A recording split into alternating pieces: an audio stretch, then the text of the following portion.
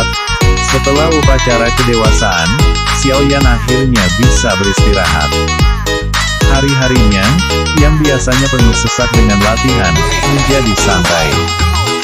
Meskipun bahan-bahan yang sebelumnya dia beli untuk obat dasar hampir habis, Xiaoyan tidak mempertimbangkan untuk membelinya kembali. Dia sekarang telah mencapai Duan Ki-8 dan pada level ini, obat dasar tidak berguna sama sekali untuknya. Bahkan meski obat dasar saat ini tak lagi berguna untuknya, Yao Lao tidak menggantinya dengan obat yang baru. Sebaliknya, dia menyuruh Xiaoyan untuk memanfaatkan waktu untuk bersantai dan menenangkan kondisi mentalnya. Karena terus-terusan berlatih tanpa istirahat yang cukup, hanya akan menjadi bumerang dan merugikannya. Selama hari-harinya yang tenang dan bahagia, Xiaoyan, yang biasanya bekerja keras setiap hari, merasa sangat bosan tapi dia tidak punya pilihan lain. Setiap hari, dia akan menemani Sun Er berjalan-jalan keliling kota. Namun, sesekali dia akan pergi ke belakang pegunungan untuk melatih teknik Dou-nya. Saat ini Xiaoyan yang dulu disepelekan menjadi perhatian keluarga Xiao. Kemanapun ia pergi, tatapan hormat ditujukan padanya. Dan beberapa sapaan hormat dari sana-sini membuat Xiaoyan merasa begitu heran dengan perlakuan orang-orang yang begitu berbeda padanya antara sebelum dan sesudah upacara. Peng! Di dalam hutan yang lebat dan subur di belakang pegunungan, tampak sebuah bayangan seperti monyet yang menjauh dan melompat dengan begitu cepat. Bergerak di dalam hutan dengan cepat dan gesit, menghindari semua rintangan yang ada di jalurnya. Kemudian, dengan suara yang berat, sebuah pukulan keras yang mengandung ki, meretakkan batang pohon yang lebarnya setidaknya 2-3 meter. Retakan di pohon terus-menerus menyebar, dan kemudian, dengan suara bang, setengah pohon itu patah. Dengan gesit menghindari pohon yang tumbang, Xiaoyan melompat di atas batu. Ia mengarahkan tangan kanannya ke arah pakaian yang tergantung di pohon tumbang dan kekuatan spiral tiba-tiba muncul, menarik pakaian tersebut menuju telapak tangannya. Menyeka keringat dari keningnya, Xiaoyan mengeluarkan embusan udara dan perlahan-lahan mengenakan pakaiannya. Mengenakan pakaiannya dengan asal, alis Xiaoyan tiba-tiba ceria. Dia menyipitkan matanya saat ia melihat ke arah luar hutan dan tertawa kecil. Bibir Xiaoyan berkedut tersenyum muram saat ia menepis daun di pundaknya dan mulai berjalan keluar hutan.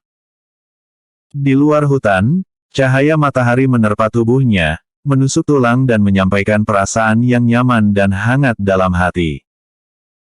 Dia menutup mata menyesuaikan dengan cahaya matahari. Xiaoyan sedikit memiringkan kepalanya dan melihat seorang wanita di atas batu yang tidak terlalu jauh darinya.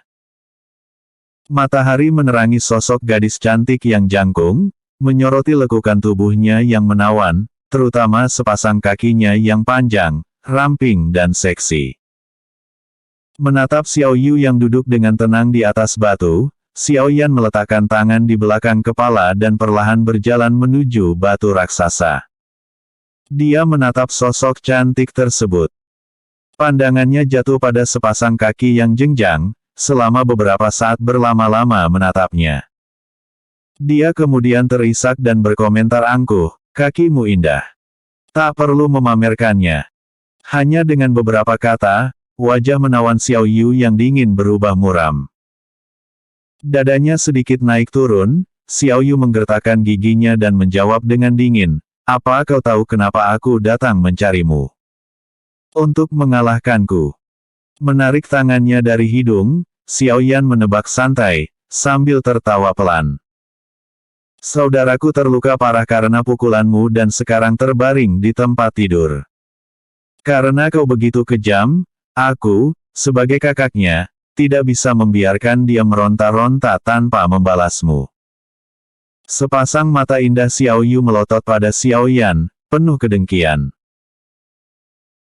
Mulutnya membentuk seringai sinis, Xiaoyan memiringkan kepalanya dan menyeringai, "Kalau begitu beritahu aku, menurutmu, menghadapi situasi seperti itu apakah aku harus tetap diam dan menerima serangannya, membiarkannya mematahkan lenganku? Xiao Yu menggigit bibir merahnya. Dia tetap keras kepala dan menatap Xiao Yan, matanya penuh dengan kebencian yang tidak berkurang sedikitpun. Tidak. Jika dia benar-benar menghancurkan lenganku, hatimu hanya akan bersedih atas penderitaanku hanya selama beberapa menit. Kemudian, kau tidak akan merasa bersalah, kau bahkan tidak akan peduli jika aku lumpuh sepanjang hidupku. Haha, ini masih cerita lama yang sama. Kau, Xiao Yu, dengan kepribadianmu, akan senang mendiskriminasi orang tanpa alasan, apalagi yang bisa kau lakukan. Aku benar-benar benci orang sepertimu. Jika adikmu adalah seorang manusia, maka apa aku bukan manusia juga? Kemarahan Xiao Yan meningkat dengan setiap kalimat yang diucapkannya dan pada akhirnya, dia tidak bisa tidak mengeluarkan kata-kata kasar. Brengsek kau. Dada besar tapi tidak punya otak, itu sebutan terbaik untuk menggambarkan wanita bodoh sepertimu. Xiao Yan, brengsek kau. Tutup mulutmu. Wajahnya berkerut marah, menggeram frustasi. Kemudian, Xiao Yu mengecam, tidak bisa menahan Xiao Yan lagi setelah perkataan mengutuknya barusan.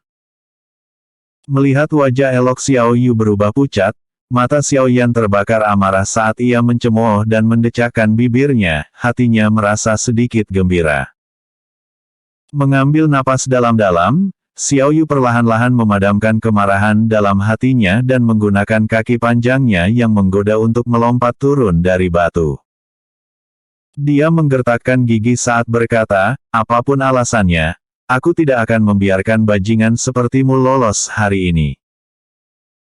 Setelah mengatakan itu, dia melangkah maju dengan kaki kirinya dan, dengan anggun menggerakkan tubuhnya yang elegan, kaki kanannya membentang ke depan dengan bersiul sambil dia dengan kejam menendang kedua kaki Xiao Yan.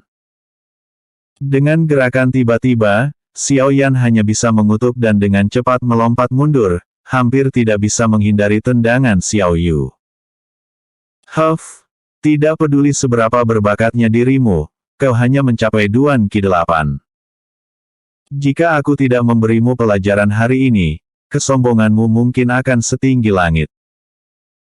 Menatap Xiao Yan, yang terus-menerus menghindari serangannya, dia tertawa dingin ketika kaki jenjangnya menari-nari di udara seperti badai.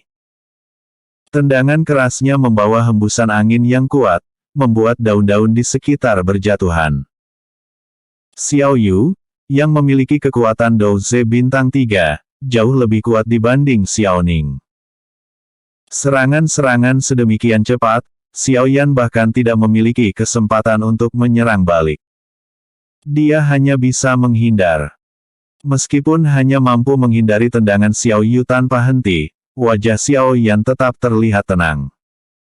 Dia menyipitkan mata dan dengan tatapan tajam dia terus mencari kelemahan lawannya. Xiao Yan menghalangi serangan terus-menerus Xiao Yu dengan tangannya, tapi setiap pukulan itu membuat tangannya menjadi semakin sakit.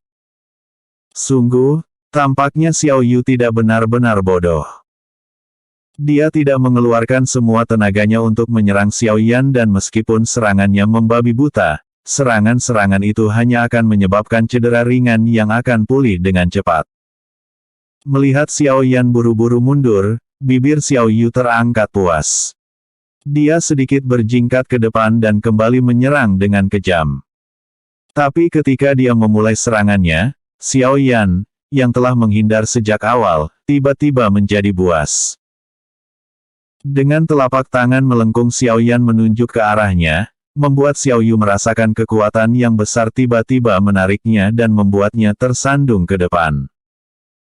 Ketika tubuhnya membungkuk ke depan, Doki di tubuh Xiao Yu cepat-cepat menumpu di kakinya. Dia mencoba berdiri tegak di tanah, namun, kekuatan menarik itu tiba-tiba menghilang dan sebagai gantinya terganti dengan kekuatan mendorong yang kuat. Dengan tarikan dan dorongan, Xiao Yu akhirnya kehilangan keseimbangan dan terhuyung mundur beberapa langkah, tanpa disangka membuatnya jatuh dan mendarat di atas pantatnya. Tiba-tiba mendapat serangan dari kemampuan ledakan Xiao Yan, Xiao Yu tampak sangat terkejut. Dia benar-benar lupa untuk cepat-cepat bangkit kembali dan ketika dia akhirnya tersentak dari kelinglungannya dan mencoba bereaksi, sosok menyerupai harimau ganas turun dari langit dan dengan cepat mendorongnya ke tanah. Brengsek, tuan ini akan memperkosamu hari ini.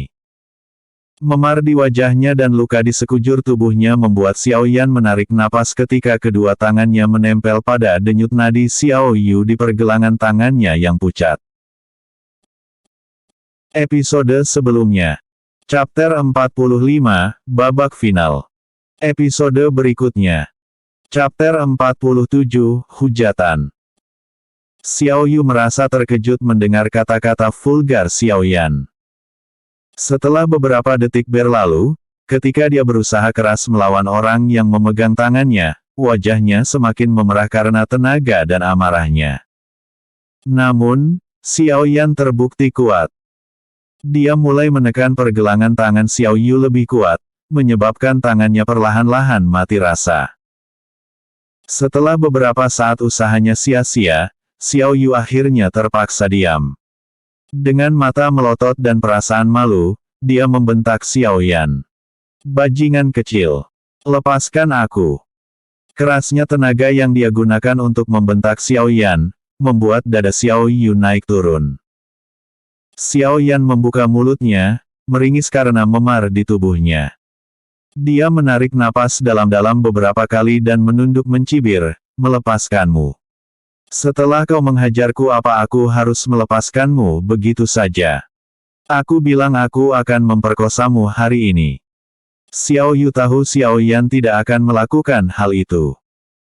Tapi karena pria yang beberapa tahun lebih muda darinya ini telah menjepitnya dan berulang kali mengancam akan memperkosanya, Xiao Yu tidak tahu harus berbuat apa. Memutar pergelangan tangannya, Xiao Yu tetap tak bisa lolos. Dia hanya bisa menatap tajam dan mendengus atas situasi tidak masuk akal ini. Kau bajingan kecil, kau bahkan belum dewasa. Ucapkan hal itu saat kau benar-benar sudah dewasa. Merasa kejantanannya dipertanyakan, Xiao Yan spontan mengerutkan alisnya. Menundukkan kepalanya, dia menjawab ketus, kau ingin mencoba. Merasa sedikit terancam karena tatapan intens Xiao Yan, Xiao Yu menelan ludah berat. Karena kesombongannya, Xiao Yu tidak akan menyerah. Sebaliknya dia mengangkat kepala memperlihatkan dagu seputih saljunya dan dengan senyum dingin mengejek, jika kau berani mencoba, aku akan mengebirimu. Mengerucutkan bibirnya, Xiao Yan merasa frustasi menatap wanita ini. Jika Xiao Yan ditanya, meskipun dia merasa sangat kesal pada Xiao Yu, dia tidak akan melakukan kejahatan mengerikan sejauh itu, seperti memerkosanya. Bagaimanapun, Xiao Yu masih sepupunya yang lebih tua. Tapi, menimbang keadaan ini, jika Xiao Yan mundur, bukankah tidak ada gunanya dia dibuat menderita oleh Xiao Yu? Dengan mata sedikit menyipit, Xiao Yan menggigit bibirnya. Tiba-tiba, dia mendorong Xiao Yu dengan keras dan menekankan dirinya kuat-kuat pada tubuh Xiao Yu. Gerakan tiba-tiba Xiao Yan membuat Xiao Yu tertegun dan sedikit membuka mulutnya. Dia cukup terkejut mendapat penghinaan seperti itu. Mengabaikan Xiao Yu yang tiba-tiba tenang, Xiao Yan cepat-cepat menahan kedua tangan Xiao Yu dengan tangan kirinya di tanah. Pada saat yang sama, tangan kanannya merayap turun ke kaki jenjang Xiao Yu, membelai mereka. Sejak lama Xiao Yan paham jika Xiao Yu begitu menjunjung tinggi kakinya, luar biasa tinggi sebenarnya, bahkan semakin tinggi ketika dia menyadari fakta bahwa kaki-kaki itu bisa menjerat hati para lelaki. Merasakan tangan Xiao Yan di kakinya, Xiao Yu membatu, sebelum kemudian berteriak keras. Dengan telinga sedikit berdengung, Xiao Yan mengakhiri sentuhannya dan segera melompat menjauh seperti monyet, dengan cepat melarikan diri menuruni gunung. Dia tahu Xiao Yu akan mengamuk setelah mendapat perlakuan seperti itu. Jeritan itu terus terdengar selama beberapa waktu sebelum perlahan-lahan mereda. Wajah Xiao Yu memerah marah. Saking marahnya, saat dia melihat sosok Xiao Yan yang kabur dan nyaris tak lagi terlihat di kaki gunung itu, matanya menyala merah. Menggertakkan giginya, dia berteriak keras, "Xiao Yan, brengsek kau. Aku akan mencincangmu habis-habisan." Sosok yang menjauh itu tetap tenang, diam-diam menghilang dari pandangan Xiao Yu. Brengsek, brengsek, brengsek. Melihat sosok Xiao Yan menghilang, dengan wajah muram dia memukul tanah di sampingnya dengan kedua tangan. Setelah melampiaskan kemarahannya dengan memukul apapun yang ada di sekitarnya, setelah beberapa saat, Xiao Yu akhirnya tenang. Wajahnya memerah melihat beberapa bekas tangan yang menghiasi kakinya, masing-masing membuat kakinya mati rasa. Xiao Yu menggertakkan gigi dan menyemangati dirinya kembali, memerangi perasaan lemah yang memeras tubuhnya. Melihat pakaiannya yang berantakan, membuatnya ingin menangis. Tidak hanya gagal memberi anak nakal itu pelajaran, dia pun dimanfaatkan olehnya. Kejadian ini membuatnya merasa getir. Mengingat kembali tindakan Xiao Yan, Xiao Yu merasa malu dan marah. Kali ini, meski demikian, dia tidak menarik pedangnya dan mengejar Xiao Yan seperti yang dulu dia lakukan. Sekarang dia sudah dewasa, jadi secara otomatis dia tidak akan bertindak seperti sebelumnya, membiarkan semua orang di klan tahu bahwa pahanya telah disentuh oleh bocah itu. Xiao Yu berdiri di sana berpikir sebentar, sebelum menghentakkan kaki dan mengutuk dengan suara pelan, "Bajingan kecil, lebih baik kau waspada, atau aku tidak akan mengampunimu." Xiao Yu mengernyitkan hidung, membiarkan rambut hitamnya diterpa angin. Dia merapikan pakaiannya yang berantakan, sedikit meluruskannya, kemudian perlahan-lahan menuruni gunung. Setelah melarikan diri menuruni gunung dengan gelisah, Xiao Yan buru-buru menuju kaki gunung dengan keringat mengalir di punggungnya. Hingga dia melihat Xiao Yu melewatinya, dia baru bisa menghela napas lega. Dia mengusap hidungnya dan tanpa sadar mengayunkan lengan kanannya di dada dan meraih lengannya yang lain. Melihat dengan pandangan menerawang dia berbisik, dibandingkan beberapa tahun yang lalu, menyentuhnya sekarang rasanya jauh lebih baik. "Ai, di depan perempuan bodoh ini aku tidak pernah bisa menahan emosiku. Sepertinya keluhan masa kecilku benar-benar lebih dalam dari biasanya." Xiao Yan tertawa pahit sambil memutar lehernya. Menarik napas dalam-dalam, dia membuang pikiran tersebut jauh-jauh. Setelah pikirannya kembali tenang, dia perlahan berjalan keluar. Berjalan menjauh dari tempat persembunyiannya, Xiao Yan tiba-tiba berhenti dan merasa sedikit malu melihat gadis berpakaian hitam yang bersandar pada pohon di kejauhan. Dia tertawa canggung, "Sun Er, sedang apa kau di sini?" Di kejauhan Sun Er nampak bersandar malas di pohon. Sabuk ungu di pinggang kecilnya diterpa angin saat matanya yang indah menyapu Xiao Yan. Senyum palsu muncul di wajahnya ketika dia berkata, "Xiao Yan GG, aku baru saja melihat Xiao Yu pergi dengan marah. Apa kau kembali mencari gara-gara dengannya?"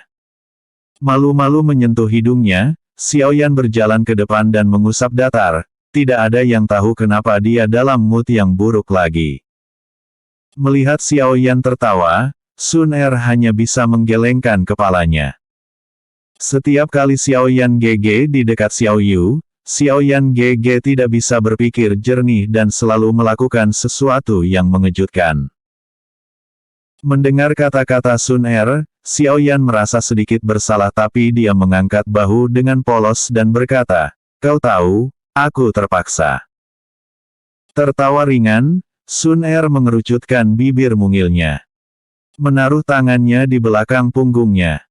Gadis itu bergerak dengan anggun. Besok saatnya untuk pergi ke paviliun Metoreki untuk mencari teknik-teknik baru. Xiao Yan GG harus bersiap-siap. Dia berkata sambil beranjak pergi tapi suaranya masih bisa didengar. Episode sebelumnya. Chapter 46, Xiao Yan yang murka. Episode berikutnya. Chapter 48, Paviliun Metode Qi.